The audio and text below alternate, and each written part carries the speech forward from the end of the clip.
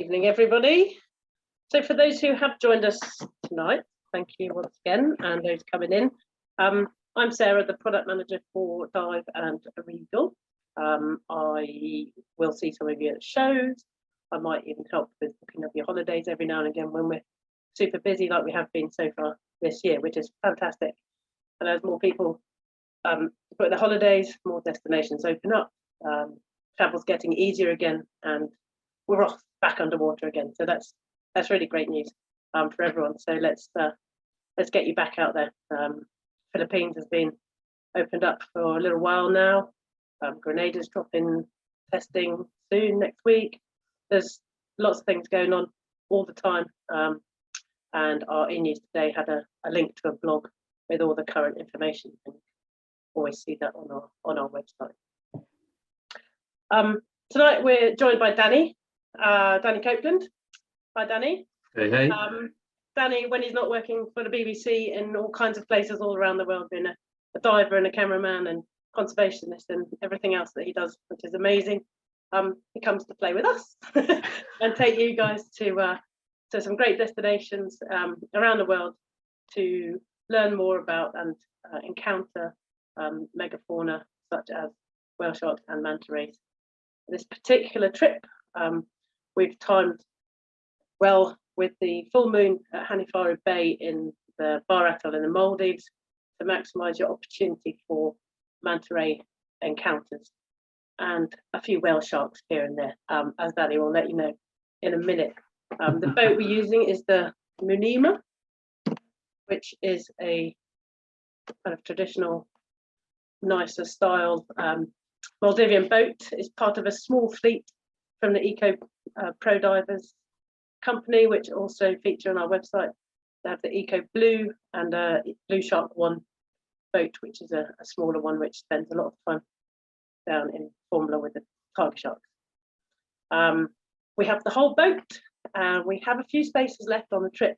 So hopefully Danny will entice you to join him and get that booked up as soon as possible. As you can see, the cabin there, nice contemporary design, lots of space, quite modern. There's even beer on board and nice coffee. So, it's definitely worth jumping on board for. We have had a couple of questions already sent to us. Well, one, in fact, really from Eve, which is about the local airport in Bar Atoll and the effect of numbers of manta rays at Hanifaru Bay. Danny will cover this in his talk, or at the beginning he'll let you know how that's affected or not affected the manta ray population in the area. So hopefully we'll cover that for you, Eve. Apart from that, there is a Q&A, so please feel free to add some questions for Danny or myself as we go through the presentation. Right, are you ready, Danny? I'm ready. I'll hand the reins over to you to tell us a little bit about yourself, the manta rays and the trip. That'd be fantastic. Thank you very much. Sure. Let's first of all make sure technology doesn't fail us. So the classic screen share. Oh, there you go. And obviously I can't hear the rest of you, but I'm going to assume, Sarah, you can see it. Yes. All good to go. Brilliant. Awesome. So yeah. Hello, everyone. Hope you're enjoying your evenings.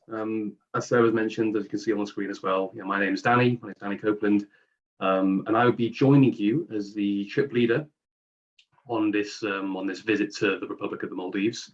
I'll be there. I'll be there on hand to offer what I hope will be some various interesting presentations and workshops on the animals we're seeing, namely the reef manta rays. As well as the atolls that they call home and the research and conservation efforts that are being conducted to protect them. Also hoping that I can tap into some of the knowledge I've accrued over the last 10 years of working with these animals, particularly in the Maldives, so that we can visit the right spots at the right time to get the best possible encounters with them. So with that in mind, I wanted to take this opportunity to give you guys a bit of a brief background on who on earth I am, as well as some of the main reasons why I think you might want to consider coming to the Maldives specifically, come and see these manta rays. So firstly, a little bit about myself. I guess first and foremost, Sarah mentioned this at the top. I'm a marine conservationist and a filmmaker, sort of a storyteller. And for the last 11 years or so, I've now worked in many different roles in the world of marine conservation, in underwater media, and also the crossroads that connect and link the two of them. And as a result, I've done a variety of different kind of roles and positions on different projects. So it's quite hard to sometimes give myself a specific kind of title or something, but I end up having to I created this extraordinarily pithy but very pretentious job title of a sort of multimedia specialist for the oceans, which kind of, I guess, summarizes briefly what the variety of different things I kind of do. Right now, I'm working on a big wildlife series at the BBC Natural History Unit, where I'm working as an assistant producer director on a specific underwater film as part of that series, which is actually coming out later this year, and it's actually going to start being advertised in the mainstream media, I believe next week, so keep an eye out for that. I've been on this project now since the start of the pandemic, and I've been working with the Natural History Unit specifically on underwater productions for the last three years. And that's what's led me to kind of become part of their diving advisory team. So, but where did all this start for me? A big part of my career has been squarely focused on a particular selection of my favorite marine animals, and you see them on screen here, namely whale sharks and manta and mobula rays, the gentle giants of the seas, as I call them. In fact, it's these animals that are where my fascination with the oceans started back when I was still in high school. I'm still absolutely mind blown by these fascinating creatures, no matter how many times I see them. I still find it amazing that such giants like leviathans like this, along with whales as well, still exist today in our seas. And any of you who have had the opportunity of swimming with either of these animals before would probably agree with me when you say how much of a life-changing experience it often is, and how different they are to each other, despite their quite similar lifestyle. One's extremely intelligent, arguably the smartest fish in the sea. The other one is maybe not so much, not so as intelligent. I can't think of many big animal encounters that you can have on land that really come close to swimming with these kind of giants in the ocean. I've been fortunate enough to work with these guys, these creatures, throughout much of the last 10 years, being directly involved in efforts to research them, as well as campaign efforts to use media to help conserve them. And I'm still as excited to see these guys in the sea as I was back when these earliest photos were taken. And whilst I've worked with several NGOs, of particular note is that for a good chunk of the last decade, these are some of the charities I've predominantly worked with. For a good chunk of that last decade, I've worked with the Manta Trust as their media and comms manager. In fact, that's the first charity I ever started working with. I think as part of throughout that time, I've spent considerable time on manta research expeditions around the world, but particularly in the Maldives, as well as film shoots in the Maldives. And I think all in all, since 2011, we spent about over a year of time specifically on trips, looking and working with manta rays over the last decade. And whilst my work has increasingly shifted towards sort of filmmaker roles on big natural history productions to tell stories about these animals and the oceans more widely, I continue to be involved in the conservation space, and I still collaborate with charities like Manta Trust as and when they have big campaign efforts. So, enough about me. I'm not here to talk about me. All that kind of brings us to the question, why come to the Maldives in particular? Why come and see these guys, these reef manta rays? Because of course, there are plenty of reasons to come to the Maldives entirely on its own merits, to see other marine creatures, dolphins, sharks. There's some great wall and drift diving in the Maldives. But let's say for a moment that really only manta rays matter to you, and why come specifically here to see them? Because let's be fair, it's a quick world map. This map is showing, it's a very scientific map, showing the distribution of reef manta rays and also the known sighting locations of them. But there are plenty of other places in the world where you can see them. So why come here? Well, I want to give you three main reasons why the Maldives, I think, in my opinion, should be near the top of your list if you really want to encounter manta rays. And firstly, sort of start that off with, the Maldives hosts the largest known population of reef manta rays in the world. Now, we have ID confirmations of roughly 5,000 individuals now, and that's massive. That dwarfs many other places by a considerable margin. And for those interested, the kind of the primary reason for this in the Maldives is that there's been no major historical fisheries specifically for manta rays in this country. There has been sadly some shark fisheries, but for mantas in particular, it's not really been a part of their culture in recent decades, or even several decades ago. If anything, the Maldivian fishermen have always seen reef mantas as kind of like a good omen that if they come around to their fishing boats, bait fish will be in the area. And now in more modern times, there's obviously plenty of legislation that prevents hunting them, because literally in the Maldives, the manta ray is kind of like the golden goose. Everyone wants to come and see them. In addition to this lack of historical fisheries, the Maldives, the reason they've got such a large population is that these animals also largely stick to the waters within this island nation. Reef manta rays specifically I'm talking about here. And that means that they don't tend to venture off into other parts of the world or other chunks of the ocean where they might be more exposed to greater risk of fishing fleets that do target pelagic species or sharks and rays.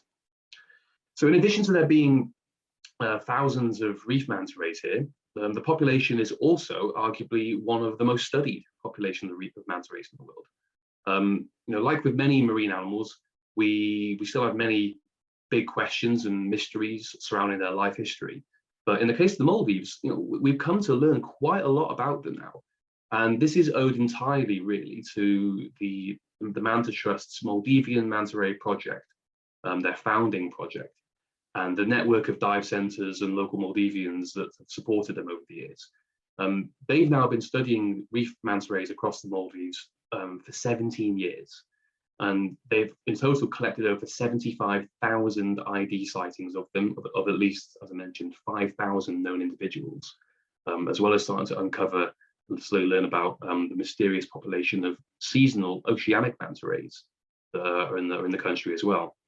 And they've been doing all of this largely through scenes like this. And this is how my history with Manta Trust started, was spending days out on a research donny. The donny is the Vehi name for one of these styles of boats, collecting and processing ID photos and just generally surveying the reefs and lagoons of the atolls most frequented by mantas, including Bar Atoll, Laviani, Ra, Ari, Malé, and Lamu.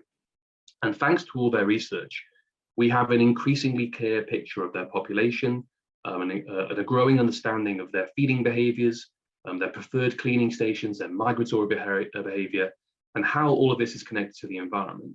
And this knowledge, coupled with the largest population in the world, means that we've become pretty good at knowing where these reef manta rays are in the Maldives and when they'll be in certain places, at least for certain times of the year, and at least in particular areas.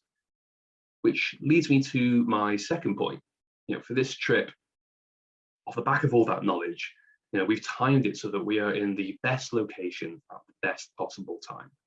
And I don't want you to sort of take my word for it. I want to give you a little bit of an insight into some of the science behind it to explain why coming on this trip in September in the Maldives is the best time.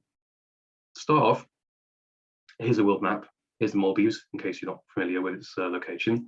It's over there in the Indian Ocean, just sort of nearish the tip of India. The Indian Ocean is sort of defined by two interchangeable monsoonal states, and every year between May and December, the Hal Hangu monsoon creates prevailing winds that blow towards the continent from the southwest.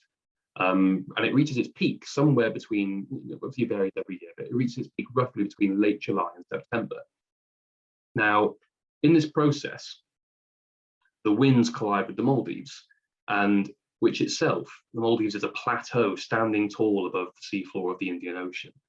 And that wind blowing at the surface draws nutrients from the depths and then kickstarts the growth of phytoplankton blooms, and then subsequently zooplankton blooms. It basically kickstarts the marine food chain. It then continues to blow all these blooms that are on the surface of the sea, and it blows them east, pushing them into the Maldives. And it pushes them through all the channels and gaps in the atolls. And on their way, these patches of food tend to get stuck and slowed down against the various reefs and channels and lagoons that make up the different atolls, especially on the sort of the far eastern side of these western atolls, namely Bar and Ra and Ari. This is precisely the region that our itinerary on this trip is focused on. And it's these atolls and particularly the shape of eastern Bar Atoll, including some very specific spots within Bar that are particularly good at collecting and concentrating these patches of plankton. Which brings me to one of the specific sites, one of the most famous sites in Bar Atoll, not about Bar Atoll, and probably one of the biggest highlights of this trip is Hanifaru Bay Marine Protected Area. It's perhaps the most famous example of these plankton traps in Eastern Bar. It's not much larger than a football field, and it's very unsuspecting and frankly kind of fairly unremarkable for several months of the year. But every year, between May and December, that southwest monsoon, those winds, they drag the plankton into this bay, and the mantas know it. They come here in huge numbers to feast on the plankton buffet with kind of like frighteningly impeccably accurate timing. But there's an extra element to this. It's not just the winds. The winds blow for several months of the year. So how do you, that's still a long period of time, how do you time it to try and see these animals in this bay across such a large span of time? Well, the extra element of this is the lunar cycle. The monsoonal winds create and bring plankton into the day, but it's the tides that help trap and concentrate them there. And the mantas will typically arrive en masse around or near high tide when the plankton has reached its highest concentration and is completely trapped. The tide kind of creates this kind of back eddy on the mouth of this bay, so that basically the plankton has nowhere to go, and it just gets more and more concentrated, being flushed over the reef wall and held in place by the tide. Of course, the bigger the tides, the stronger the force that keeps the plankton trapped inside this bay. And so we planned the trip to be at the height of monsoon season and to coincide with the lead up to the biggest tides that come with either the full or the new moon in September. And in this case, we timed it with the full moon. There's no difference between the two. New moon is great, full moon is great, and we've chosen the full moon. This combination of factors, the biggest reef manta ray population, our knowledge of them, and how the monsoons, the tides, the plankton all influences our movements. It means that coming to the Maldives at this time of year offers the opportunity to not just swim with manta rays, but to experience them in numbers that would be considered rare or once in a lifetime in other parts of the world. But in the Maldives, it's pretty much a daily occurrence. And that creates, to me, what I could only call like a pretty unique manta ray experience. The daily mass feeding events in particular are around the reefs and the lagoons of Bar Atoll, and in particular in Hanifaru, are unlike anything else you'd see with mantas elsewhere. Outside the bay, it's not uncommon to see groups of 20 or 50 mantas. I mean, crikey, you go somewhere else in the world and that is like oh my goodness, a holy grail kind of day. That's pretty common fare in the Maldives. Inside Hanifaru, however, it's on good days at the height of the season, it's rare to see less than 40 or 50 on a given day, often at the same time. And at the height of the season, 100+ manta days are not uncommon. I think the record actually, when all the stars align and everything goes really, really well, it's a really good year for plankton. I think the record now stands at 250 animals in the bay at the same time on one day. It's just kind of hard to kind of fathom that number of manta rays. These animals are all, between 2 to 3.5 meters wide. They're huge. It's hard to describe what this experience is like when it's truly kicking off. At first you'll often see manta rays kind of feeding individually, or a few like little kind of groups like this, before they start to begin these great feeding trains, which is one of the many feeding behaviors that you can also see in the Maldives. And when in the water, it means you can literally just sit there on snorkel and have manta after manta kind of swimming elegantly past you. They very rarely bump into you. They're so focused on feeding that they have like zero fear or interest in people. They're just sitting there with their mouth open, gorging as much as they possibly can, whilst the tides and all the conditions are perfect for them. And whilst we always try and keep obviously a certain minimum distance with these animals, even if you sit perfectly still, the mantas do not abide by those same rules. They're more than happy to very quietly sneak up behind you and just fly past them. It's amazing. It's hilarious at times as well. On the biggest days, where all the factors come together, the water, and in Hanifaru in particular, ends up buzzing with plankton. It literally blurs the water in front of you. That's what this photo is. This isn't out of focus. This is just there are no strobes or anything. It's not silts. It's just all plankton and creatures. in the bay. This is actually also a quick side note. It's actually a big pregnant female, which you can often see at this time of the year as well. It gets so crazy at times with the plankton that when you kind of come out back onto the boat after you've been snorkeling, your board short pockets end up like being filled with copepods and little creatures in the kind of the mesh netting by the time you get out of the water. At times the water even starts to turn a shade of green, like compared to the lovely lagoonal blue waters just a few hundred meters away. And it's in these moments that you might be lucky enough to experience like a truly monstrous mass aggregation. Something like this, where there are literally just mantas everywhere. It's like a field of sheep, but it's manta rays. I've seen these animals in several places around the world. I don't think I've ever had any days like this outside of the Maldives, where you can see it's like this is the number of manta rays that I could fit in one drone shot. There were plenty more off a frame that I couldn't get in the shot. So with these mass aggregation events, there's also the chance to see possibly like the rarest and most impressive feeding behavior you can ever hope to see with manta rays, and that is the manta cyclone. The best way I can describe it is to imagine a massive hurricane vortex, about 50 plus manta rays swimming in a spiral in one spot, and they're doing that, beating their wings to kind of pull the water in towards the center and suck the plankton towards them. It's like this enormous underwater ballet that is just, you can literally feel the water, like the kind of not a current per se, but you can feel the force of the water as they're kind of this number of animals swimming around. Sometimes it can last for only a few minutes, sometimes it can last for 2 hours. But if you're lucky enough to kind of see one of these, this only really happens in Hanifaru Bay to any degree of consistency. And if you get to see one, it's one of the most incredible things I think you'll ever encounter in the ocean. And even if the manta cyclone doesn't end up happening, on the biggest days, in September at this time of year, it's not uncommon for your friendly neighborhood whale shark to also just rock up into Hanifaru. They've not quite got the timing down like the mantas. The mantas know exactly when to rock up and exactly when to leave, and the whale sharks kind of just sort of fumble into the reef, not really knowing what's going on, and just start stuff in their face by chance, but hilariously. There aren't many places in the world where you have a legitimate chance to not only see both of these gentle giants on the same day, but perhaps like even in the same moment or in the same shot, like this moment here.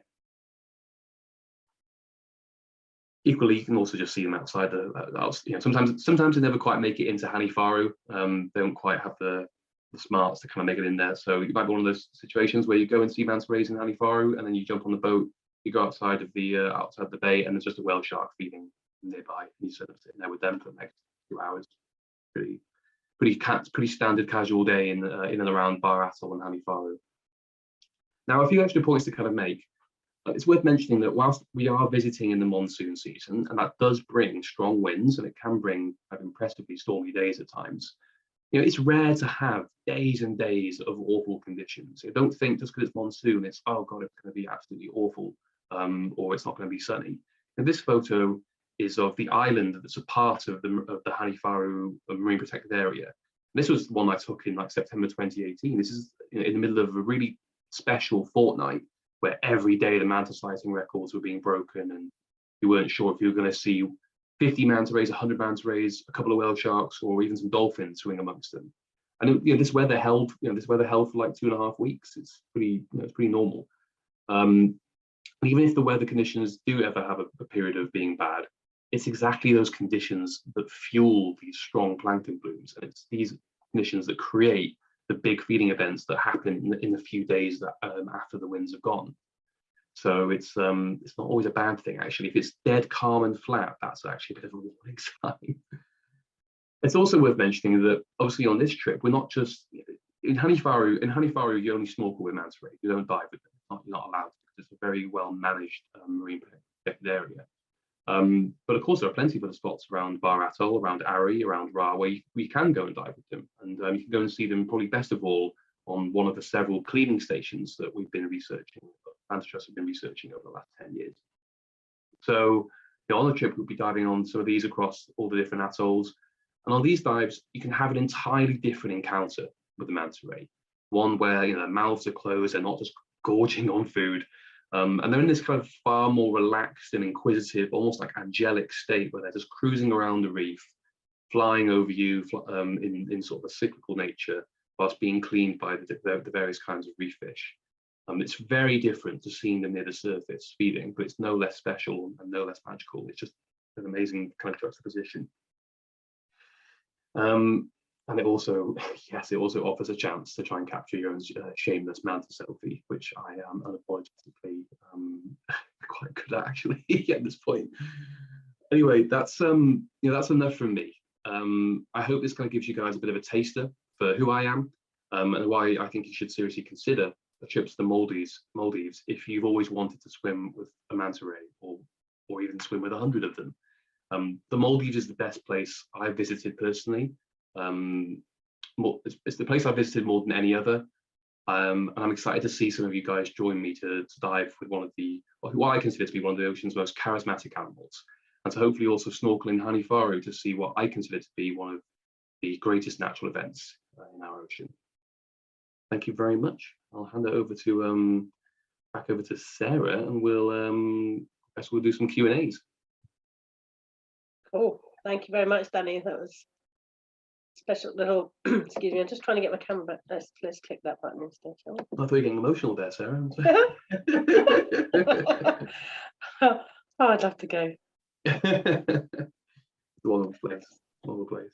That would be fantastic.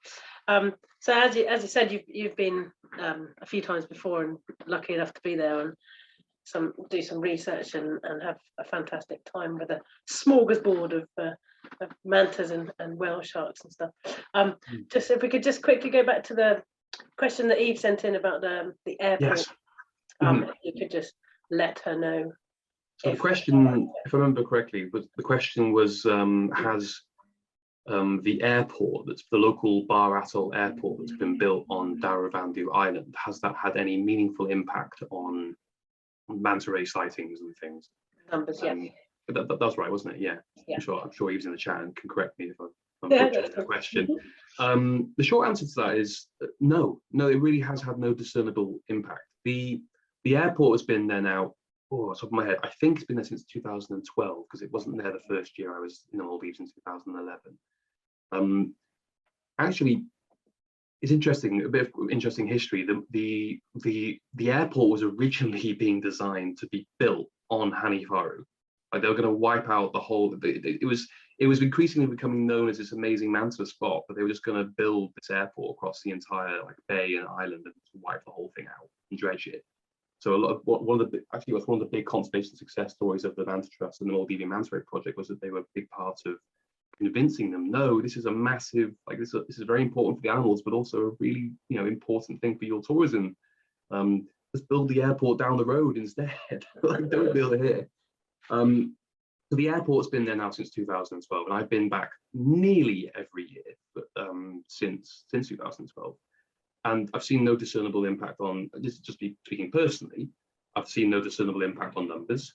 They don't seem completely phased at all by it. If anything, actually, there are some dive sites, or there were some cleaning stations off of Daravandhu. Daravandhu, for those who aren't aware, if Hanifaru is here, Daravandhu is about a mile south of it, and it's the kind of the closest majorly populated local island, as opposed to a resort, and that's where the local airport is. There are actually cleaning stations now off the tip of that island, literally in sight of the airport, the airport boundary, and the mantas are just happily cleaning and feeding there. And when I was there in 2018, what often sometimes happened was that Hanifaru had a bit of an after party. So Hanifaru kicked off and was amazing, and the mantas left once the tides changed and the conditions changed. And then people were flying drones around to try and see some of the locals were flying drones around to see where they would be, and they were all congregating and feeding in the areas directly next to the airport. Oh, wow. So the airports have no impact on manta sightings. Thank you. That answers your question for you there, Eve, and enlightens everyone else. We do have a few questions in the Q&A box. Can you see that as well, Danny? I can. Yeah, I've got a few from Barry. One from Barry. Let's start with Barry. Those ones. Yeah. On the September trip, will we be doing any citizen science data collection for manta research? Yes, absolutely. One of the first kind of talks or workshops I'll be giving you guys is, how to collect manta photo IDs and what makes a good photo ID, and then how not just how we take them, because if you have a camera and you take a picture of a manta's belly, that's pretty self-explanatory, right? But more about what you can then tell from that photo.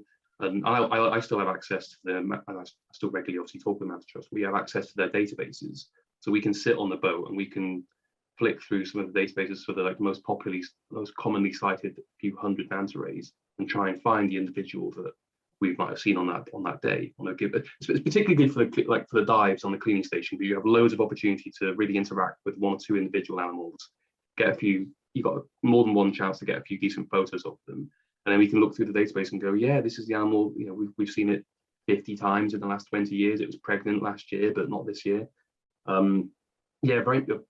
That's part of the presentations and workshops. Is like, if as much as you guys want to, I'd like to be able to show you how we would normally do the basic level manta ray research and get you as involved in that as you'd like. There's that one. Yeah, and then Pat is known to us. Pat's lost us, so we'll send Pat the recording. And Barry's asked another question at the top there. Can you see that? Yeah, been working with the Natural History Unit for 3 or 4 years, but how did I get involved in this area of conservation to start with? Oh, I've casting way back now. So I went to uni to study zoology. I hadn't quite figured out at the time that I loved the marine environment in particular, so I kept my net somewhat broad. And then between uni and high school, I went and spent I had a bit of a gap year, and really got into diving. I went and spent several months kind of training towards my dive master. I just became obsessed with mantas and whale sharks, and just did both the idea of them, but also just seeing them, just the fact that they exist. Just incredibly fascinating animals. And so then for my summer holiday between university years 1 and 2, I was determined to try and get some kind of experience working with these animals. And so I kind of basically emailed and harassed the team that were there in the Maldives. The Manta Trust wasn't even a fully fledged charity back then, so they were much smaller. And I basically spoke to them and said, can I come out?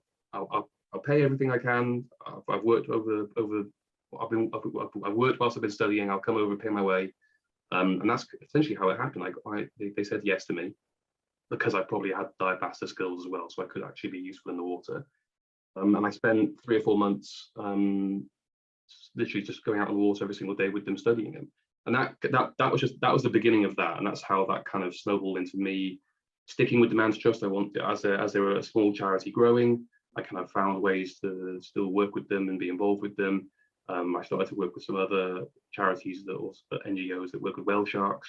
I know friends with Manta Trust, and it just kind of snowballed and escalated from there. And the whole camera stuff kind of came a little bit afterwards, because I really like playing with cameras. So yeah, sorry, possibly a bit of a longer answer than you expected there, Barry. I promise I don't waffle that much. Fantastic. Definitely, I've been doing this for over 20 years on this side of things, but it's good to see that you've managed to make it your life and yeah, have a great lifestyle with it. Yeah, something I wanted to do when I was younger as well, but not as obsessed as you are, obviously, with those mantas and whale sharks. But yeah, I'm sure there's many people that really want to get out there and be in the water with them at the best possible times. And that's the aim of the trips that we do with you, as well as other experts. There's a couple more questions that come in actually. Oh yeah, see, from Lisa asking if we have any photos of the donny used for the diving. Yeah, because we have obviously the mothership, the main liveaboard, then we have the donny that we'll jump on every day to go out and do the dive trip, leave all of our dive kit on there, and then come back and live on the liveaboard per se. We have a photo what do you think, so probably send the photo. Yeah, we can get them to you, Lisa. If they're not on a website, we can certainly ask the liveaboard guys to send some through. Lisa, is there particular are you worried about something on the donny, or the size of it, or the accessibility or something? Just let us know after the talk. It's not a problem. We'll get that to you. The guys from Eco Pro Divers are great. I spent a month with them on a film shoot with the BBC, and so the BBC and me used their boat and lived on it for a month. And it's wonderful. The crew's lovely, really flexible. You know, the food is great. The boat itself is comfortable as well, and the Donny is quite big and spacious as well. We were doing like a rebreather diving off of it, so we had, you know, we still had enough room to, you know, de-kit and play with our rebreathers. So for normal open circuit scuba, there's plenty of space, even with more people. Cool. I did note that Catherine was booked on, but not Barry, on the trip. Lisa's asked, worried about the accessibility on the Donny. I think we'll address that with you after the talk, if we can email and chat with you, Lisa, from the office. That would be probably the best idea to make sure we've got your needs all sorted. Cool. Is that okay? Lisa and Barry having chats with us. Any more questions from anyone out there, apart from the staff? So basically, I'll just put up a slide again of, she says, of what the trip entails. This information is just from our website there.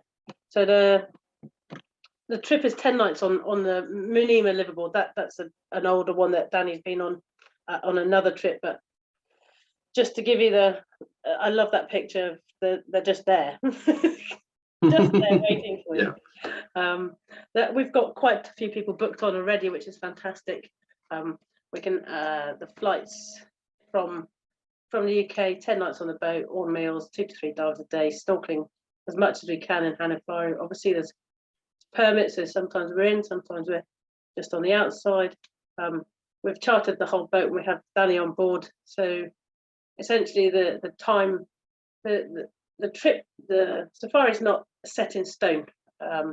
We want you guys to have the best possible experience during those 10 days, so that's what will happen. There'll be a mix of diving and snorkeling, lots of fun, lots of photography, lots of citizen science opportunities, and to learn more about the Manta Trust and their work that they continue to do out there. So just to give you an idea, we also, if no one's had it yet or seen it on the website, we do have a little poll here. If anyone would like us to email you the travel plan with a bit more information about what the trip entails, and a little bit more about Danny and how things are going to work. I'll just start that now. Here's where I go wonky. And if people want one, if you could just let us know, please. Yes or no. There you go. It's quite simple. Quite a simple poll. Eve. Oh, Eve's raised her hand. Eve, did we answer your question enough for the airport and the mantas? Can't see you, Eve. Yeah, if there's a question, I'm not able to see it, I'm afraid, Eve. So while other people, if they can, oh, I need to launch the poll. There we go. Sorry, I always get that wrong. Oh, there you go. I got it auto launched. Sorry about that, people. Eve. Gosh. Oh. And is there? Do we also mention St Helena for those who want to go? I think Eve was probably telling me that I didn't launch the poll. Hopefully she's doing that. So yes, Danny is on board with us for a few other trips as well, which is fantastic. So it's great to have such a nice chap, knowledgeable guy on board with us. He's also going to St Helena in February next year, and there they have a different kind of big fish. Yeah. And there's a population of whale sharks that go to, I think they go to visit, do they? Yes, they do. Yeah. Do. It's a very special particular population of whale sharks there. It's, yes, if you can't make the mantas, then there are still some spots on Danny's trip to St Helena, which is off the west coast of Africa, South Africa. I think we've got 9th and 16th of February. We've got 9 spaces on the first week and only 1 space left on the second week, which is great. On the September trip, which is what we've been talking about, there are just 8 spaces left. So it'd be really good if some of you guys that are here tonight can snap up those last cabins and book yourself onto Danny's trip. That'd be amazing. Hopefully see you there. Yeah. Cool. We've got another question here. If I can find it. Walter. Walter. I knew the nitrox question would come up. The nitrox, nitrox is available. Unfortunately, there is a fee for nitrox at the moment. I think for the 7 nitrox, something like $120 extra. That information's on the travel poll. Travel poll. Sorry, my brain's got a bit wonky. The travel plan. Cool. We still running? We running this poll? Yeah. Can you see the poll? I think I can actually. Yeah. Because they are. I'll answer it too. Yeah, do. I'll send you the thing again. Brilliant. Otherwise, yeah. I guess if there are no other questions, but I'm happy to stay as long as if anyone's got any Manta related questions. Also on the trip, I'll talk ad nauseum about these animals, about all facets of their behaviour, and might play with cameras now, but still a bit of a zoologist at heart. So always happy to talk about all that sort of stuff. And for those of you, anyone who is bringing any cameras, I'll be bringing mine. I'll be taking like photos and video stuff of folks and things as well. But if anyone, I was going to say, I can give some tips and stuff. If anyone is obviously when we do the photo ID stuff, if people got any questions with it, if they've got like a new camera they're not sure about, I can always try and help as well. But, yeah. Otherwise, I'm there to lead you guys, take photos of mantas with you guys and of you guys. Then yeah, have a great time, I think. Fantastic. Oh, is there a few more questions that have stuck in? Yeah. Yeah, stuck it in. Take it in. Oh, also, well, we've no dive buddy means no extra charge. There's one twin room left, I think, and you can pay surcharge for having a single cabin. All the information. Walter, we can send you the information on the travel plan. All those answers, everything's answered there. Eve. Oh, here's Eve. 2+ years. What will need to do prior to diving? Okay, that's well.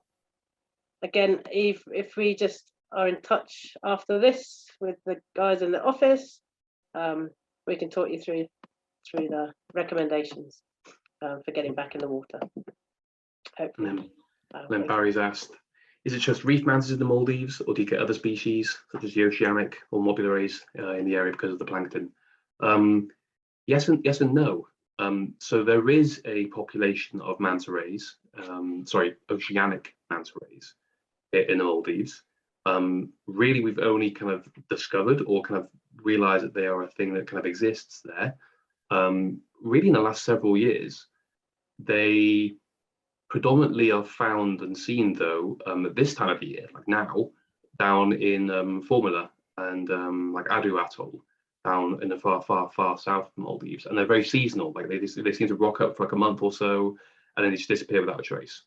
And that's only really been something that the Manta Trust have started to figure out and learn a bit, even just the basics of when exactly when in the year they rock up.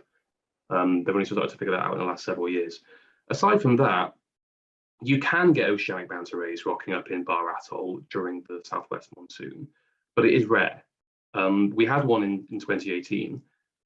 They seem to rock up when things are really going nuts, when it's really crazy. I suspect it's just like a transient oceanic manta on the periphery of the Maldives that just sort of senses plankton activity in the smell in the air or something. Not literally, of course, but it has a bit of a sixth sense for it and just kind of comes in and goes, oh, what's all the hubbub about? It's rare, and it's a really big deal when someone sees them. It's a big, the whole atoll is talking about it. Mobula rays, other species of mobula rays. I think, off the top of my head, Mobula thurstoni or coolii. Yes, you can see a few of them. They appear in Hanifaru as well. I've definitely seen them several times. And sometimes just one. And a lot of people. The clue is often some people will say, "I saw a baby manta," and I go, "No, okay. Did it have an extremely long tail?" Like, yes, like one one of its cousins, one of the mobula rays, but definitely not in the kind of numbers that you might expect given such a massive feeding event happening. It just seems like it's only really the mantas, the reef mantas, that are really clued in to the cyclical nature of the plankton blooms and the plankton entrapment in Hanifaru and elsewhere. At least they're the only ones that we're seeing that are really consistently good at finding where it is and nailing it. So yeah, hope that answers your question there. If we see one, I'll be very, very excited. Oh, Oceanic manta ray on our trip. It's very cool. And all kinds of other sharks that we've been talking about. yeah, exactly. Some of the other dive sites, especially in Ari and in Razdu, we can see reef sharks. And if we were to get lucky on Razdu, I think we potentially could see hammerheads. But reef sharks and silver tips are probably the sort of the more, I guess, like the ones you're more likely to see on a given dive, which is very, very cool. Barry wants you to show them the underwater sign for a manta, please. Hand signals. Gosh, I've become lazy now, Barry, because I'm so used on film shoots. I use a big full face masks where I can talk to people and talk to the surface. I've become lazy with my hand signals. But no, I guess some people will do that. Some people do that for a manta, or do it for a turtle, or they conversely do that for a manta, or do it for some kind of ray. We have hand signals for when you take ID photos. So often what would happen is a manta would fly over you, and you only got one chance to get a quick shot, and you just got its belly, but you noticed some things on it that you wouldn't be able to see in the photo. Like, for example, you saw like a scar on its back, or 100% that it was a female, but you're not sure the photo would be able to make it out.